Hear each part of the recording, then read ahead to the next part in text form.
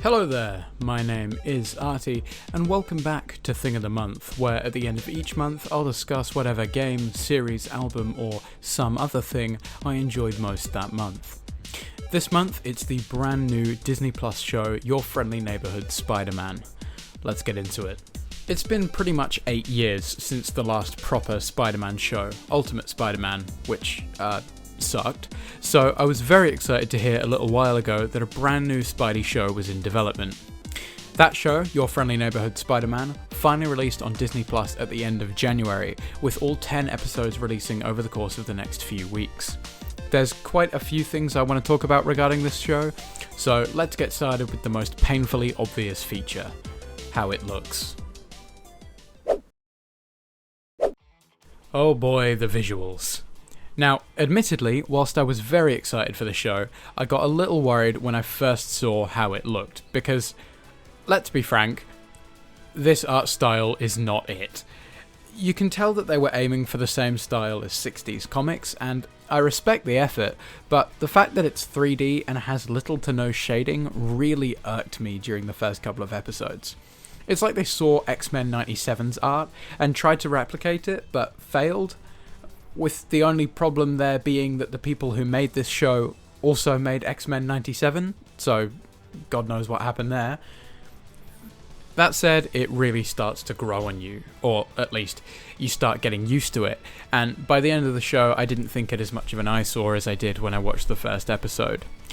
There are definitely some cool designs seen throughout the show, like all of Spider-Man's costumes, my favourite of which has to be the super homemade original suit, as well as the intro sequence, which looks awesome. I just wish they'd taken a few elements of that sequence, like the onomatopoeias that appear in the air, and included that in the fight scenes and stuff. Speaking of the fight scenes, those are easily the best looking parts of the show outside of the intro. I absolutely love when the panel borders appear, and like I said, I just wish they'd used more 2D comic elements throughout the show. I really think it would have given the otherwise pretty flat world a hell of a lot more character. At this point, you may be thinking, isn't this the thing of the month? If you hate the show so much, why are you talking about it here? Well, you're right. Let's start talking about the positive stuff. And you may be surprised to hear that there's actually a lot. The main shining stars, though, are the characters. It's always fun to see what main cast of characters will be chosen for a Spider-Man show. Whilst pretty much all of them opt for the same core cast of Mary Jane Watson, Harry Osborn, Gwen Stacy, and Felicia Hardy, Your Friendly Neighborhood Spider-Man introduces a pretty much all-new cast of characters. That is, characters who already exist within comics but haven't been seen in the context of a Spider-Man show before. The main cast is Nico Minoru as Peter's best friend, Lonnie Lincoln and Harry Osborn as other friends of Peter, Pearl Pangan as Peter's crush, and Norman Osborn as his mentor. It was unbelievably refreshing to see such a different cast. The fact that all of the characters are defined and well written with great interactions between one another only adds to the quality of the cast.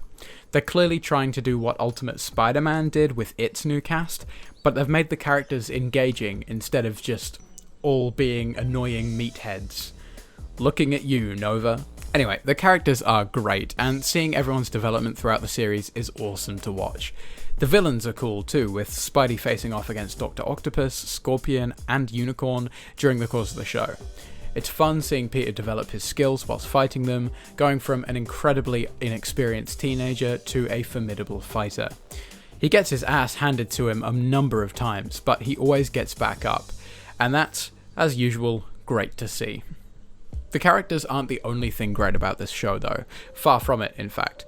Let's talk plot. Oh, and there'll be a few minor spoilers ahead, so skip to the timestamp on screen if you're not into that. Like with the cast, Your Friendly Neighborhood Spider-Man also has a refreshing take on a Spider-Man story, mixing together elements of a bunch of different storylines.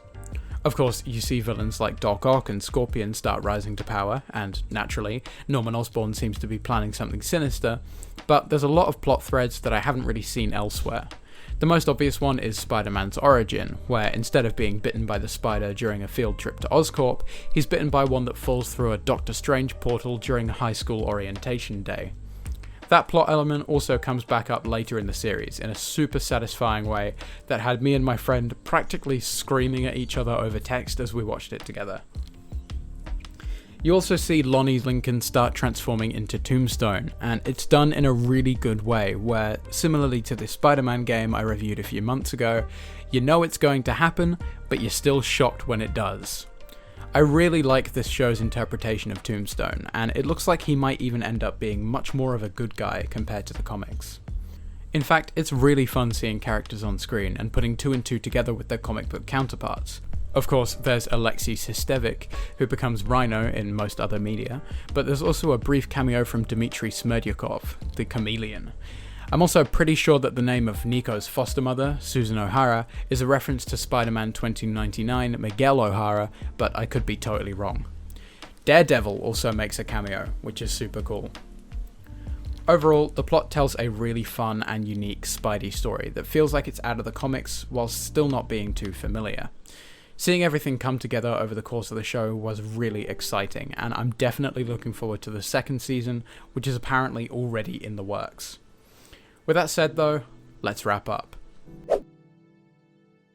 So yeah, Your Friendly Neighborhood Spider-Man is a show that, despite its cheap looking animation and ridiculously long name, is actually really solid and definitely worth a watch if you're a Spider-Man fan. I definitely enjoyed watching all 10 episodes myself, and I'm pretty confident that if you can get used to how the show looks, you'll enjoy it too. I just hope that next season they'll lean more into the comic-y stuff than they did this time around. Anyway, all that good stuff is why Your Friendly Neighborhood Spider-Man is my thing of the month. Thanks for watching. If you enjoyed, then leave a like, subscribe, and check out the website contentunavailable.net for the weekly blog. In the meantime though, I'll see you all at some point in the future. A goodbye.